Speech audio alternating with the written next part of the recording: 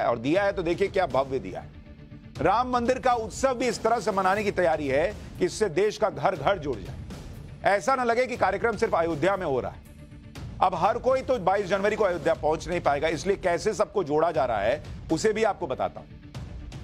अयोध्या से अक्षत यानी पीले रंग के चावल को घर घर पहुंचाया जा रहा है।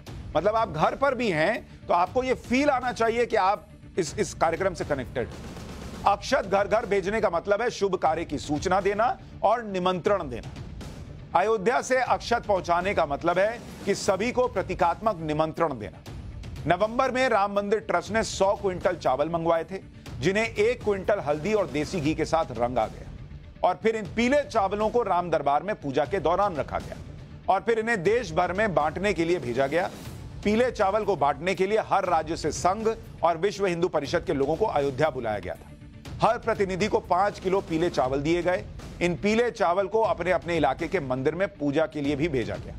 फिर इन्हें जिले के प्रतिनिधियों को दिया गया, जहां से ये ब्लॉक, तहसील और गांव में भेजे जा रहे हैं। 15 जनवरी तक देश के 5 लाख गांव में अयोध्या से पूजित अक्षत यानी पूजा किया गया चावल पहुंचाया जाएगा।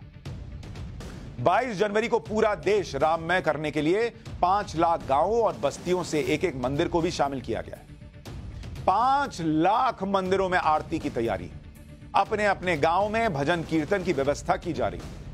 मेरी बस्ती मेरा इलाका मेरी अयोध्या के नाम से घर घर गांव गांव में कार्यक्रम हो। लोगों को स्थानीय मंदिरों में और अपने अपने इलाकों में 22 जनवरी वाले दिन उत्सव मनाने के लिए कहा गया है। गांवों कस्बों में टेलीविजन स्क्रीन लगाया जाएगा। नहीं पहले बैठ के देखते थे जब रामायण आती थी, अब पूरा गांव बैठ के देखेगा बॉस राम मंदिर की प्राण प्रतिष्ठा का कार्यक्रम। इसी से आप समझ सकते हैं कि कितना बड़ा उत्सव यह होने वाला है। यह ऐसा उत्सव होगा जैसा उत्सव शायद ही इस देश ने कभी देखा हो आजादी के बाद। यानी कार्यक्रम सिर्फ अयोध्या का न रहे, यह पूरे देश का उत्सव बने, पूरे देश को इससे जोड़ा जाए, इसकी पूरी तैयारी हो चुकी है। एक खास बात और यह है कि राम मंदिर के निर्माण और प्राण प्रतिष्ठा समारोह के लिए भी जो सामान आया है वो भारत के कोने कोने से लाया गया है। यानी राम मंदिर से लोगों को जोड़ा जा रहा है और लोगों से राम मंदिर को भी जोड़ा जा रहा है। जैसे उत्तर भारत में केदारनाथ और बद्रीनाथ से मिट्टी आई थी, यूपी के एटा में 2100 किलो का घंटा बन रहा है। मंदिर की नींव में मिर्जापुर का पिंक स्टोन लगा है। बिहार से राम मंदिर के मार्ग का राम स्तंभ बन रहा है। झारखंड से मंदिर के लिए मिट्टी आई है। छत्तीसगढ़ से चावल भेजे गए हैं, इसी चावल से श्री राम का भोग लगेगा। राजस्थान के भरतपुर के पत्थरों से मंदिर बन रहा है। राजस्थान के जोधपुर से घी आया है। पूर्वी भारत में असम से चाय और मसाले भेजे गए। पश्चिम भारत में महाराष्ट्र की लकड़ियों से खिड़की दरवाजे बने हैं। गुजरात से धातु का सामान आया है। गुजरात से ही मंदिर के लिए ध्वज स्तंभ आया है। दक्षिण भारत में कर्नाटक का ग्रेनाइट मंदिर की नींव में लगा है।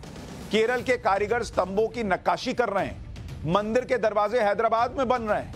रामेश्वरम से 600 किलो की घंटी भेजी गई है। तो बॉस जो कहा जाता है कि ये देश राम का है और राम इस देश के हैं, वो दिख रहा है राम मंदिर में। आप देख रहे हैं नरेंद्र मोदी का विजन।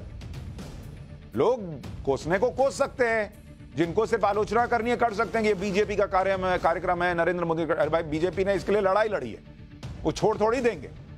लेकिन उन्होंने देश को जोड़ा है भाई। सबको लगना चाहिए कि ये उनका राम मंदिर है।